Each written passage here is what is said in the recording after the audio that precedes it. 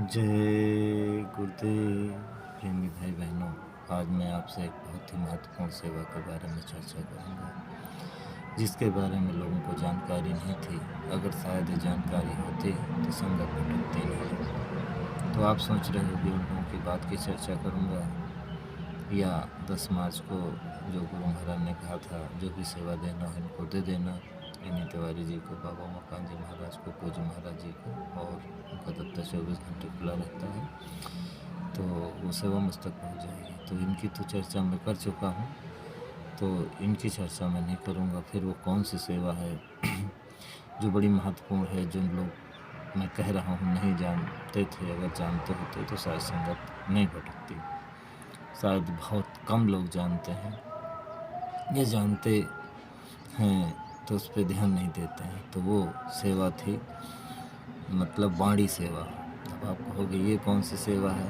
तो देखो, मैंने बताया, जिस संतों के पास उनका सत्संग सुन के आता है, दर्शन करके आता है, कभी कभी क्या होता है, थोड़ी बहुत धन की सेवा से जुड़ जाता है। जैसे मैं अपने गांव की बात बता दूं, जब मैं अपने गुरु दरबार में जाने लगता था तो मैंने बचपन से अपने गांव में देखा, जो लोग गया करने जाते हैं। आप समझते हो कि जो अपने पुरखों को तारने के लिए गया करने जाते हैं, तो मैं देखता था कि लोग गांव में जिनकी श्रद्धा होती थी वो जो है कुछ ना कुछ उसको धन देते थे। आप देखा होगा, वो आएंगे, अक्षत आपके घर में डालेंगे। और कोई भी आदमी हो, जैसे अब मान लीजिए कि वो गया करने जा रहा, अपने पुरखों को तारने जा रहा, तो सबको तारने की जो है वो कहता है, यानी कि परंपरा बनी हुई कि, यानी कि वो ऐसा कहा जाता है कि कोशिश करता अपने, यानी गांव के लोगों के सबके घर में वो अक्षत डालता है। सब कुछ मतलब जो है अंदर के जो कमरे होते हैं, कोठरियाँ होती हैं, यानी जिसको भितूर कहते हो, किचन कहते हो। अब वो चूँकि वो ऐसे वस्त्र धारण कर लेता है सन्यासी के, और सिर भी मुड़ाता है। जब भी औरतें भी अगर क्या करने जाती हैं तो देखो, औरतें तो बाल नहीं मुड़वाती हैं, लेकिन यानी पति होगा तो पति जाएगा। मैंने अपने गांव में देखा कि तो एक औरत थी, विधवा थी, तो वो उसके भी बाल यानी मुड़वा दिए जाते हैं। उसके बाद पीला वो जो हल्दी वाला गेरुआ कपड़ा पहना दिया जाता है, हल्दी रंग का। और उसके बाद वो सब जो है, समझ लीजिए कि नंगे पैर वो सारे गांव के घर के लोगों के घर में जाके आंगन से लेके सारे, यानी कि घर के कोने कोने तक जो है वो जो चावल होते, अक्षत होते, वो डालते जाता है। तो जब वो बाहर निकलता है तो कुछ ना कुछ लोग उसको पैसे देते हैं।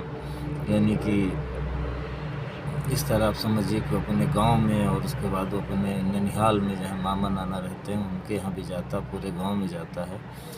तो इस तरह आप समझ सकते हो कि मैंने ये देखा कि, यानी कि लोग सोचते हैं कि गया भी करने जा रहा है तो इसको कोई दे दो। तो अभी गया से तो क्या तरन तारण होता है, वो तो खैर एक अलग विषय है, उस पर मैं नहीं चर्चा करूँगा।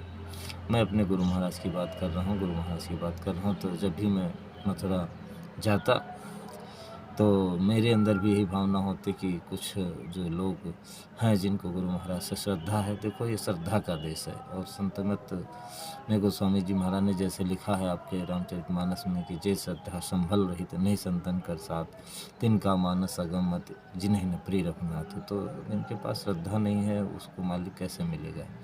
तो श्रद्धा होनी चाहिए। संत गुरु महाराज कहते थे जीवों में श्रद्धा जगाते हैं। और समझ लीजिए कि एक बार गुरु महाराज ने, यानी कि ऋषिकेश में तो गुरु महाराज को राज ऋषि की डिग्री दी गई थी, लेकिन हरिद्वार में, या समझ लीजिए जैसे कि आप इसको काशी का सकते, विरोध हुआ था।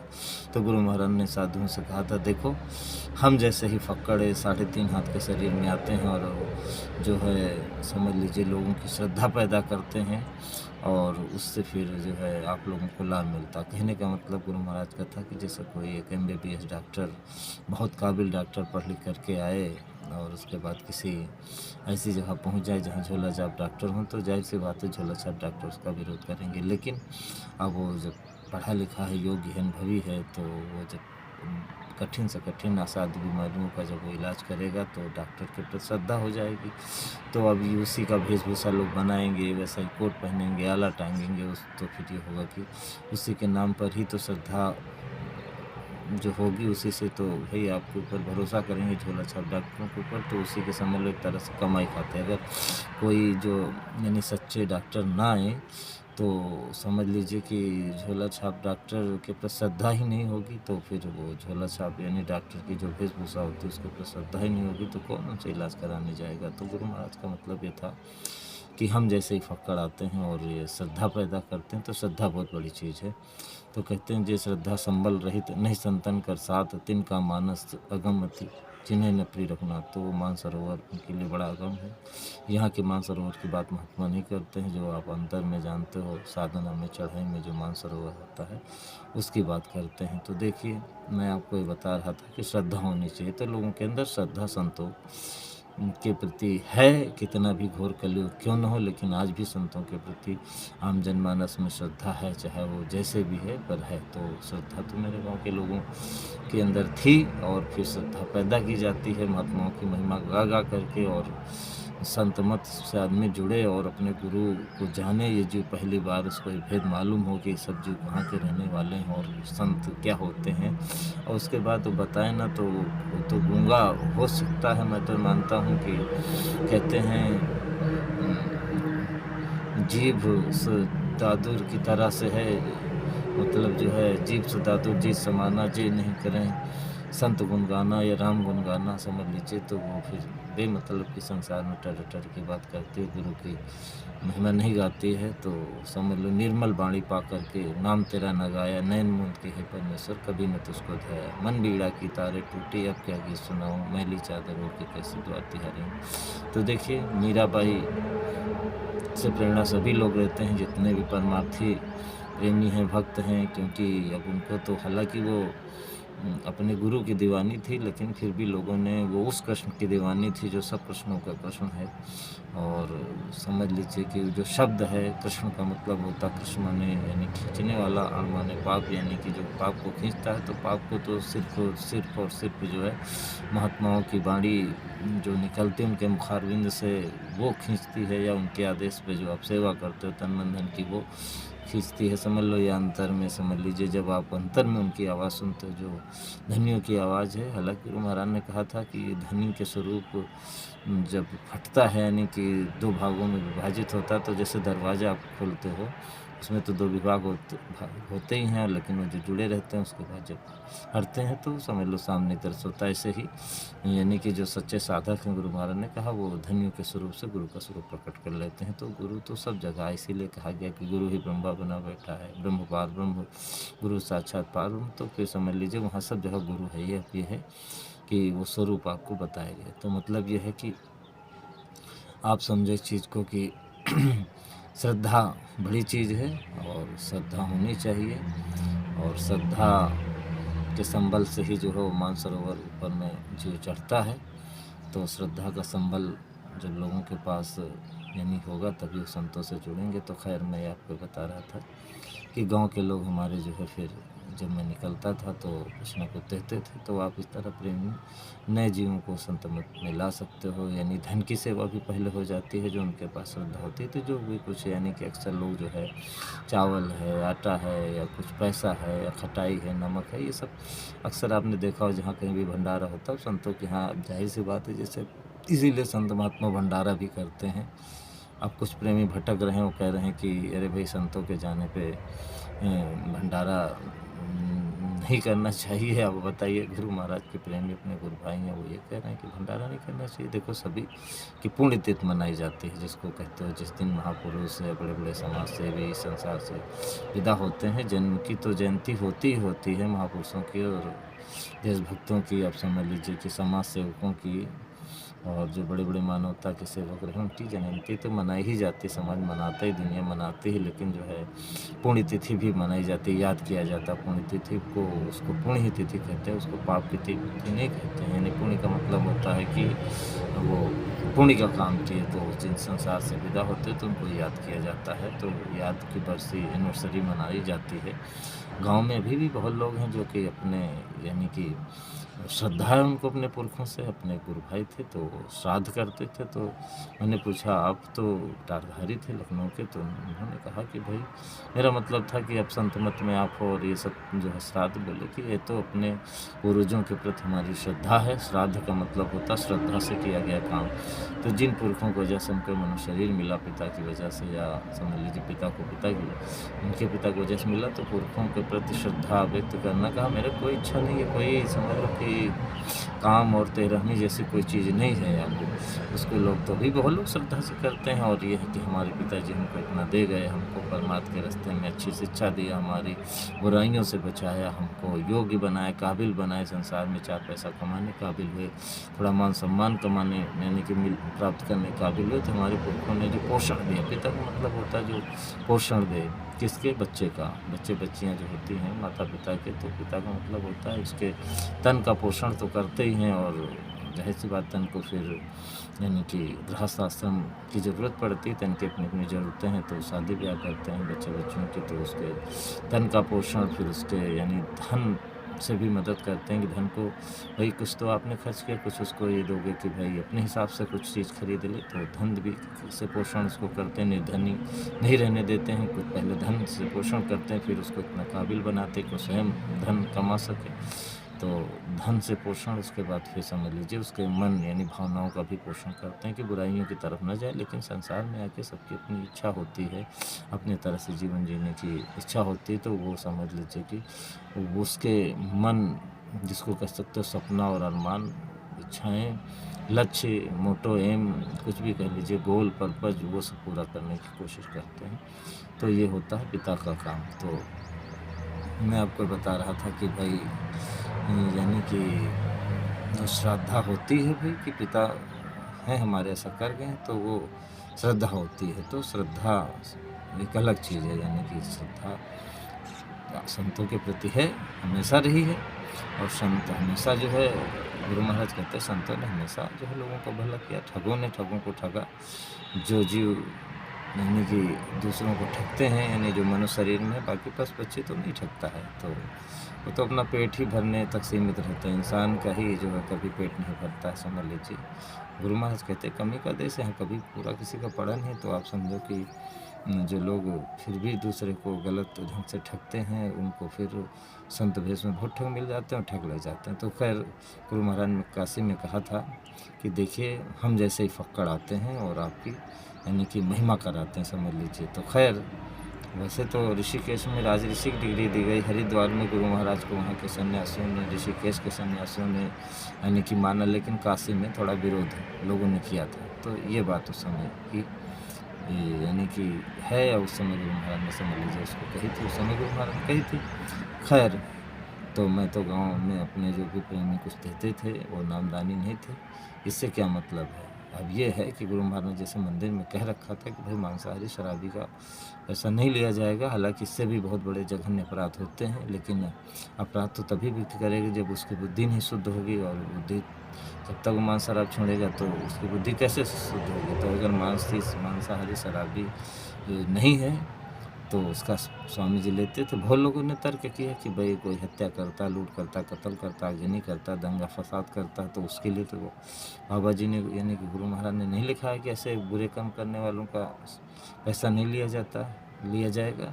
हालांकि आपको मैं बता दूं, वहाँ शाकाहारी का मतलब सिर्फ ये नहीं था कि मतलब जो है कि आप मांस नहीं खाते, मछली नहीं खाते, अंडा नहीं खाते, इसलिए आपको पैसा नहीं लिया जाएगा। वहाँ ये भी मतलब था। गुरु महाराज ने उसके बारे में किसी दिन आपको विस्तार से बताऊंगा कि शाकाहारी का पूरा मतलब बताने के लिए गुरु महाराज ने कौन सा सेवा दिया, कौन सा आदेश दिया, कौन सी लीला की, वो किसी दिन आपको बताऊंगा। लेकिन अब ये है, वहाँ पे एक लड़का था जिसको गुरु महाराज ने पढ़ाया, थोड़ा अंग्रेजी की भी शिक्षा दिलाई। वो समझो मंदिर के गाइड का काम करता था, और वो जो है लोगों को बताता था। क्या बताता था वो जाने, लेकिन वहाँ मतलब शाकाहारी का कर्म से भी, मन से भी, विचार से भी। लेकिन अब संसारी लोग इतना कहाँ समझते हैं। फिर भी जिन लोगों के अंदर शंका है कि बाबा जी तो शाकाहारी मांसाहारी का यानी कि मांसाहारी पैसा नहीं लेते हैं, और शराबी का, और बाकी तो अन्य तमाम जो गुनाह करते हैं लोग, तमाम गुनाह होते हैं, शराब पीना ही यानी कि या मांस खाना ही गुनाह नहीं, और भी बड़े-बड़े गुनाह तो उनका उसके लिए यहाँ कोई नहीं है। लेकिन अब उस शाकाहारी शब्द में ही समझ लीजिए कि वो सारी चीज़ें आ जाती हैं। अब भले वो गाइड ना बताता रहा हो, लोग ना बताते रहें उसको, लेकिन फिर भी आप उसको इस नज़रिए से भी समझ सकते हो कि जब वो शाकाहारी नहीं है, अगर शाकाहारी हो जाएगा तो मान लो और भी जो उससे गलत काम होते हैं वो नहीं करेगा। एक तो ये होगा बुद्धि शुद्ध होगी, दूसरी बात अगर मान लो शाकाहारी लेकिन अन्य अपराध करता है तो कहीं न कहीं अपने प्रारब्ध बस, ऐसी संगत बस, या मतलब कुछ पिछले जन्म के कर्मों बस, या समझ लीजिए कि स्वभाव बस, परिस्थिति बस, कभी वो मांसाहारी भी हो सकता है। तो मंदिर में जब आया रहा होगा तो वो मान लीजिए कि उसने पढ़ा रहा होगा कि भाई यहाँ देखिए कि अब ज़ाहिर-सी बात है अपने गुनाह तो आदमी महसूस करता ही है। तो देख रहा है कि देखो यहाँ पे मांस खाने वाले हैं, अगर मान लो उसकी जानकारी में कुछ ऐसे लोग हैं जो सिर्फ़ मांस या खाते हैं, सिर्फ़ शराब ही पीते हैं, और यहाँ देखो हमारे समझो इतने बड़े संत और बाबा जी शराबी मांसाहारी नहीं ले रहे हैं, और हम वो अंदर से महसूस करेगा कि हम तो और तमाम तरह के गुनाहगार हैं और मेरा तो पैसा लिया जा रहा है। तो उसके अंदर एक जब भी कभी ऐसी परिस्थिति बनेगी जब उसको मांस शराब उसके सामने आएगी या मजबूर होगा खाने के लिए या कुछ बनेगा, तो उसके अंदर एक भावना बनेगी कि जो है मुझे नहीं करना चाहिए, क्योंकि जो है मैंने वहाँ पे यानी कि देखा है कि भाई शराबी का पैसा मांसाहारी छोड़ के बाकी तो लिया जाता है, तो अगर मैं भी ऐसा कर लेता हूँ तो मैं भी उस कैटेगरी में हो जाऊँगा। मतलब एक उसके अंदर एक संकल्प टाइप का बन जाएगा कि जो है कि अब हमको ये नहीं करते तो नहीं करना चाहिए, तो और अगर करता है तो फिर दूसरी बार जाएगा, छोड़ कर के आ जाएगा। तो आप हमारी बात समझ गए होंगे। तो हमारा कहने का मतलब है श्रद्धा, तो उसी नियम को हमने भी लागू किया अपने गाँव में कि जो लोग भाई मांसाहारी थे और शराब-वराब पीते थे, जो भी नशा गुरु महाराज के, और हम तो थोड़ा बहुत ये समझते थे कि शाकाहारी भोजन ही नहीं, कर्म भी हैं, विचार भी हैं, तो ऐसे लोगों का पैसा नहीं लेते थे। लेकिन ये भी है कि जो श्रद्धा बस देते थे, तो गुरु महाराज ने तो ऊपर से मोटा-मोटा ही कहा था मांसाहारी शराबी का पैसा नहीं लिया जाएगा, तो खैर मैं तो ऐसे लोगों नहीं लेता था। और वैसे लोग मेरे पास आएँगे क्यों? आपके पास कहते क्यों आएँगे? कहते हैं कि जो है ऐसे लोग थोड़ी आएँगे, वो तो ये होता है जो जीवात्मा जिस तरह की होती है, जैसे भगवान राम ने कहा लक्ष्मण से कि अगर वो ठीक है, रावण का भाई आ रहा है, तो पहले तो समझ लीजिए कि भले वो दुश्मन का भाई है, राक्षस का भाई है और राक्षस कुल में निशाचर में पैदा हुआ, लेकिन मेरे सामने ऐसा कोई जीव आ ही नहीं सकता, और आ सकता है तो यानी समझ लीजिए बंदरों की तरफ इशारा करके कहा कि देखिए ये लक्ष्मण जो हैं हमारे यानी छोटे भाई, ये तो एक निमिष में ही सारे जितने धरती के राक्षस उसको मार सकते, इतनी शक्ति है, तो आपको डरने की कोई ज़रूरत नहीं है। तो खैर ऐसे लोग तो न देंगे, न आपके पास आएँगे, न मिलेंगे। तो जो लोग देते थे श्रद्धा से पैसा, वो मन पर पहुँचा देता था गुरु महाराज के पास। तो इस तरह लोग फिर जुड़ते गए, काफ़ी लोग जुड़ गए गाँव में, काफ़ी लोग जुड़ गए, आप समझ लीजिए कि। तो इस बात को समझो, इस तरह से भी आप अपने जो है जो करीब के लोग हैं जिनको चाहते हो आप, तो चाहो तो सभी जुड़ जाएँ, क्या रिश्तेदार, नातेदार, गाँव घर के लोग। तो आपको ये अपनाना पड़ेगा। जाते समय आप कोई नहीं चुपके से निकल गए महाराज जी के दर्शन के लिए, यानी खूब ढोल बजा के हो हल्ला करके जाओ, जैसे सत्युग जो है ऐसे थोड़ी चुपके से आएगा। तो सत्युग लाने वाले हो तो आप भी हो हल्ला करके, ढोल बजा करके ही समझ लीजिए कि आप चाहिए कि हम जा रहे हैं देखो अपने गुरु के पास, उसमें क्या है। अब कोई हँसे कि इनके पास कोई काम नहीं, हमेशा देखो गुरु के पास जाते, ठीक है। लेकिन ये है कि जब आप कहोगे तो कुछ ना कुछ तो आपका उसका मन जो है आपकी तरफ जाएगा, आपके गुरु की तरफ जाएगा कि नहीं। स्वामी जी महाराज जब थे, अब समझ लीजिए महाराज जी की तरफ जाएगा तो कुछ देर उसकी एक मानसिक भी सेवा हो जाएगी, और अगर श्रद्धा है तो कुछ दे भी देगा आपको, या समझ लो कि भाई कह दो कि भाई मैं जा रहा हूँ तो हमारे गुरु महाराज को तो कम से कम जय गुरुदेव बोल दो, मैं वहाँ बोल दूँगा। तो आप तो जानते हो कि वहाँ जाना तो पड़ेगा नहीं महाराज जी के पास, आप वहीं मन से कह दो कि भाई हमारे गांव के प्रेमियों ने, किस प्रेमी ने आपको जय गुरुदेव बोला, तो वो जय गुरुदेव ही स्वीकार हो जाएगा। देखो महात्मा ये भी समझ लीजिए एक तरह से उनसे जय गुरुदेव करना, जैसे गुरु महाराज से प्रेमी बड़े प्रेम से जय गुरुदेव करते थे, और गुरु महाराज उनसे झुका के जय गुरुदेव करते थे। और महात्मा हमने एक चीज़ देखी, गुरु महाराज जब गुरु महाराज से झुकाते थे तो आँखें जो है नहीं उनकी झुकती थी, हमारी आँखें तो झुक जाती हैं, वो आँखों के ऊपर हो जाती थी। देखिए यानी कि वो जैसे एक डाल होती है, देखा होगा जापानी गुड़िया, और वो खिलौना उसको जब नीचे करो तो उसकी आँखें ऊपर चली जाती हैं, तो बड़ा अजीब अच्छा लगता था। तो गुरु महाराज बहुत प्रेम से झुका के सबसे जय गुरुदेव बोलते थे, जय गुरुदेव करते थे। तो महात्मा ये भी समझ लीजिए कि आपने वाणी से जय गुरुदेव कहा, या गुरु महाराज ने कहा जय गुरुदेव बुलवाते रहिए। मिलिए लोगों से, जय गुरुदेव मिलिए, चाहे वो अधिकारी हो, राष्ट्रपति हो, चपरासी हो, कोई भी बड़ा अधिकारी, पुलिस विभाग का हो, सेना का हो, कोई भी देश दुनिया में प्राइवेट नौकरी करने वाला, भले वो जय गुरुदेव न जानता, हिंदी भाषा न जानता, लेकिन अभी तो गुरु महाराज ने इतना प्रचार कर दिया तो लगभग पूरी दुनिया के, और महाराज जी ने जो कुछ था बचा खुचा वो सब पूरा इतना पूरी दुनिया में जय गुरुदेव नाम फैला दिया। और सही बात है प्रेमियों, आपको भी जय गुरुदेव नाम फैलाने की जिम्मेदारी है। तो मैंने शुरू में कहा कि मैं ऐसी सेवा के बारे में बताऊंगा जो कि आप नहीं जानते हो या कम जानते हो तो उस पर ध्यान नहीं देते हो, तो वो है बाणी सेवा। तो बाणी सेवा क्या होती है? बाणी सेवा का मतलब ये है कि महात्मा के पास आप गए, जय गुरुदेव बोला उनसे, तो बाणी से तो आपने कुछ यानी कि किया, या बाणी यहाँ पे जो तन से सेवा करो उसमें जो है बाणी का इस्तेमाल हुआ, या समझ लीजिए मुख्य रूप से जो महात्मा कहते हैं वो तो आपके मन ने जो कहा वो किया, आपके मन ने जय गुरुदेव मनमुखी से प्रेमी से किया, गुरु से किया, या अपने समझो संगत में जो गुरु के बाद जो उत्तराधिकारी बना, यानी कि जो संगत की संभालो जीवों को नामदान देने के लिए जैसे भी पूज्य महाराज जी उनसे जय गुरुदेव किया नहीं किया, ये तो आपके मन की बात है। लेकिन जो बात जो है महात्मा आपसे कहते हैं कि ये संसारी जीवों को, नए जीवों को बताओ, इसको फैलाओ, तो देखिए गुरु महाराज को आदेश देते थे कि वो अभी तो टेलीफोन का ज़माना, मोबाइल का ज़माना, पहले जो है प्रेमी एक दूसरे को जा के बताते थे, गुरु का आदेश पहुंचाते थे। गुरु का आदेश भी समझो जीवों तक पहुंचाना एक बहुत बड़ी बात है। जैसे महात्मा वो अनामी धाम से प्रभु का, सतपुरुष का, सतलोक से, यानी कि सच्चे मालिक का, कुल मालिक अनामी प्रभु और सच्चे मालिक सतपुरुष, तो सच्चे मालिक का, कुल मालिक का जो संदेश यहाँ लेके आते हैं, तो उनका भी तो यही काम होता है कि भाई वहाँ की उनकी बाणी जो है वो यहाँ तक संदेश पहुँचाते हैं। एक हिसाब से बाणी की सेवा करते हैं जब सत्संग करते हैं। तो ऐसे ही आप भी जो है जब गुरु के आदेश को ही सुनाओगे वही बाणी सेवा होगी, और अपने मन से कोई चीज़ कहोगे तो कोई बाणी सेवा नहीं होगी। तो गुरु महाराज ने आपको क्या कहा था कि जो भी बाणी सेवा करते हो, यानी अब लोग नहीं जानते बाणी सेवा क्या होती है, अब करते थे, यानी गुरु महाराज ने जो आपको यानी गुरु भाइयों को बताने के लिए, गुरु बहनों को बताने के लिए कहा, और समझ लीजिए कि जो संसारी लोगों को बताने के लिए कहा, वो होती है बाणी सेवा। संतों की बातों को, संतों के आदेश को जो है लोगों तक पहुंचाना, और मनमानी जो दूसरे के आदेश जिसमें संतों का कोई आदेश नहीं, वो चीज़ें पहुंचाना, तो फिर वो तो आपकी मनमानी बात हो जाएगी। तो खैर गुरु महाराज के समय में जो भी आप जो है सुन के आते थे, या जो भी आदेश आपको मिलता था, आपको लगता था गुरु का आदेश, वही जो है लोगों को पहुँचाते थे, गुरु भाइयों को बताते थे, सभी प्रेमियों को बताते थे, जीवन को बताते थे, तो बाणी सेवा करते थे। और हमारे ख़ास तौर से जो लोग मंच से बैठ कर के ये काम करते थे, यानी ये सेवा करते थे, वो वक्ता कहे जाते थे। देखा जाए ठीक है, वक्ता कहने की परंपरा कैसे शुरू हुई, और गुरु महाराज ने कहा, या समझ लीजिए कि प्रेमियों ने जो जिम्मेदार थे वो वक्ता कहना शुरू किया। जैसे किसी संगत में इसको वक्ता ना नाम दे करके मुखी कहा जाता है, तो अपने अपने सब ठीक है, लेकिन मेरे हिसाब से अगर शुद्ध भाषा में देखा जाए तो ये वाणी सेवक हुए या वाणी सेवा हुई। तो वाणी सेवा है ही है, ये तो हमेशा से संतों के यहाँ रही है, तो वाणी सेवा करने वाला वाणी सेवक ही कहा जाएगा।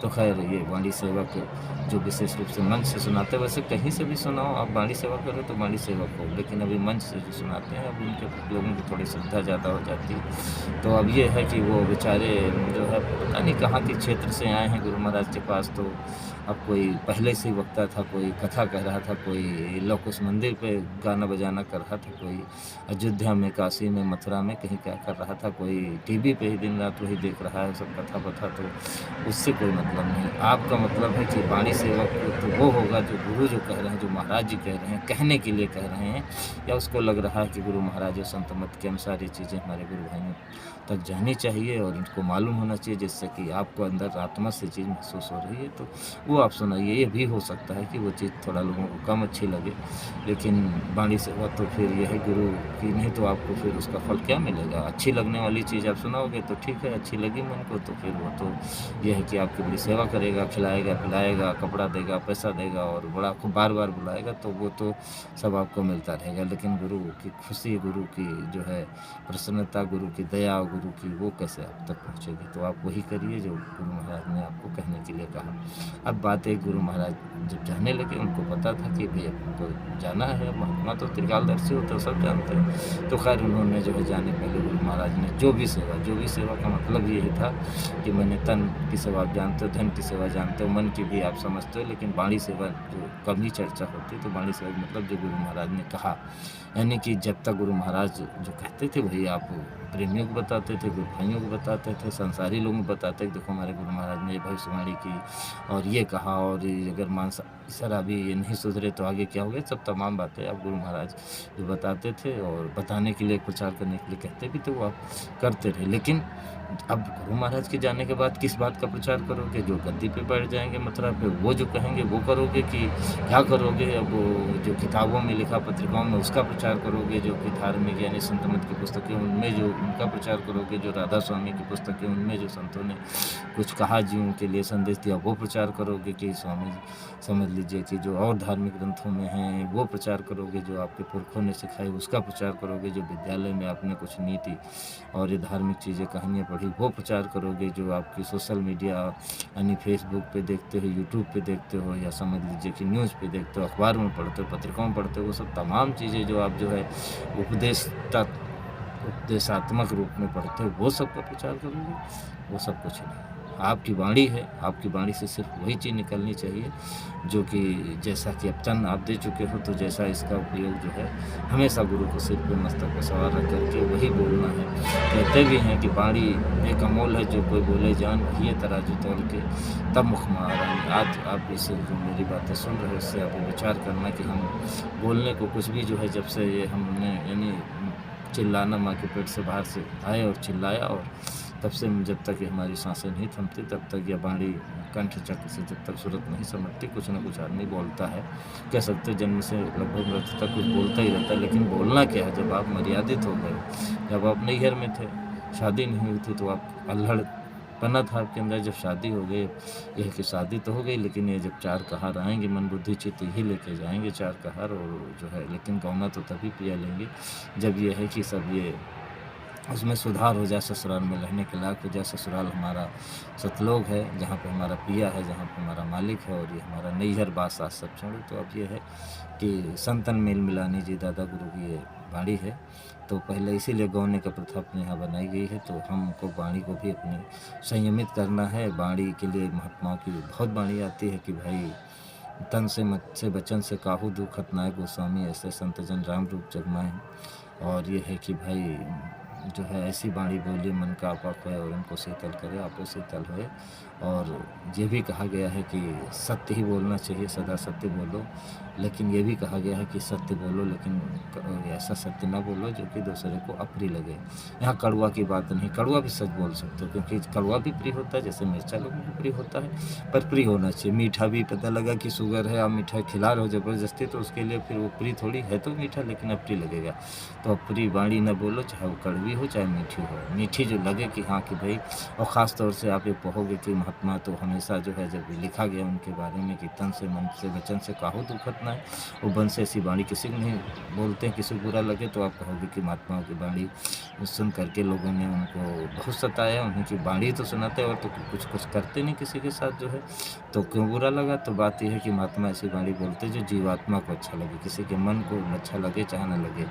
खैर वो महात्माओं की अपनी मौज है, लेकिन आपको ऐसी ही वाणी बोलनी चाहिए जिससे किसी की जीवात्मा जग जाए। किसी की जीवात्मा, गुरु महाराज भी कहते हैं, हाँ, काम क्रोध लोभ मोह अहंकार उसका न जग जाए, यानी उसके अंदर ईर्ष्या देश आपके प्रति न जग जाए, ऐसी वाणी बोलना चाहिए। और ख़ास तौर से जब ये हो गया कि हमको क्या वाणी बोलना है, गुरु महाराज के समय में गुरु महाराज सत्संग में बताते कि भाई हमको ये इसका प्रचार करना, ये नहीं बोलना है, ये बोलना है। तो वो तो गुरु महाराज के जाने के बाद आप किसके अनुसार चलोगे, किसके अनुसार जो है क्या कहना क्या नहीं कहना, इसका कैसे दिशा निर्देश प्राप्त करो। तो इसी के लिए गुरु महाराज ने जो है पूज्य महाराज जी को कह दिया था कि जो भी सेवा देना हो, तो जो भी सेवा में संत मत में एक वाणी सेवा भी होती है, वाणी सेवा भी होती है। तो वाणी सेवा यानी कहने में मतलब अगर गुरु महाराज के समय में आपने अपनी वाणी को, वाणी भी जब तन में वाणी भी तो शामिल है, तन के अंदर ही एक तरह से वाणी है। हालांकि वाणी सेवा संतों ने अलग रखी है, तन सेवा, धन सेवा, मन सेवा और सत्संग सेवा और दर्शन सेवा, इसके बाद फिर वाणी सेवा, ये छठवीं सेवा। तो हम वही कहेंगे जो गुरु महाराज कहने के लिए कहते थे। और अब जो गुरु महाराज ने कह दिया कि प्रेमियों, जो मैं कहता था यानी कि उनका इशारा था कि जो तुम कहते थे ये बाणी सेवा तुम्हारी थी, तो अब ये जो सेवा उन्होंने 10 मार्च 2012 को इशारा करके गुरु महाराज ने कह दिया कि अब ये सेवा इनको दे देना। इनको सेवा देने का मतलब बाणी सेवा की अब ये जो कहेंगे वो आपको कहना, उसका प्रचार संसार में करना है, और नहीं वो मनमानी आपकी बाणी सेवा हो गई। अब पता लगा आपको तो कुछ पता नहीं, आपका कुछ भजन बना नहीं, अंदर में गुरु प्रकट नहीं हुए, गुरु से कुछ जानकारी नहीं मिली, पूछा नहीं, और पता लगे मथुरा वाले ने मुझे चिल्लाना शुरू कर दिया नैमिषारण्य में। कोई बैठ गया गुरु की फोटो कापी बन के और मिमिक्री करने लगा, यानी नकल करने लगा आवाज़ की। वो कहने मतलब पहले गुरु लीला होती थी, एक्टर समझ लो को, तो इस तरह से कोई एक्टिंग करने लगा, कोई कहीं से कुछ बोलने लगा, कोई किसी वचन को उठा करके किसी तरह उसका अर्थ निकाल करके आपको कहने लगा, और आप उसको सही मानने लगे, और वो जो बकने लगा वही आप भी बकने शुरू कर दिए। तो ये तो मनमाना हो गया। जब आपको गुरु महाराज ने साक्षात यानी कि कहा है जिसको कोई नहीं काट सकता, इसको मथुरा हो चाहे नैमिषारण्य वाला, कोई दुनिया का आदमी, कोई भी प्रेमी, कोई गुरु भाई बहन नहीं काट सकता कि हाँ गुरु महाराज ने कहा था कि भाई जो भी सेवा, तो जो भी सेवा, ये 3 शब्द हैं, लेकिन इन तीनों शब्दों में वो छइयों क्या सातों सेवा आ जाती हैं, यानी कि तन मन धन सत्संग और दर्शन और वाणी सेवा, और उसके बाद फिर छायो सेवा इसलिए कराई जाती है कि 7वीं सेवा जो सूरज शब्द की सेवा है वो हो जाए। तो प्रेमियों, आज के बाद ये संकल्प कर लो आपको कि हमको वही कहना है, जो कि अगर हमने गुरु का वचन मान लिया है कि गुरु महाराज का 10 मार्च का वचन कि जो भी सेवा हम उसको देते हो प्रेमियों, जो भी सेवा देना हो इनको दे देना। तो आप समझ लीजिए कि अगर ये मानते हो कि हमने तन मन धन दर्शन सत्संग वाणी सेवा और सूरज शब्द सेवा जो गुरु महाराज, यानी वो तो एक बहुत बड़ी बात हो जाएगी सूरज शब्द सेवा, लेकिन ये छइयों सेवा जो गुरु महाराज, ये तो 6 सेवा हो जाएंगी, तब वो सेवा की शुरुआत वो आप सेवा कर सकते हो।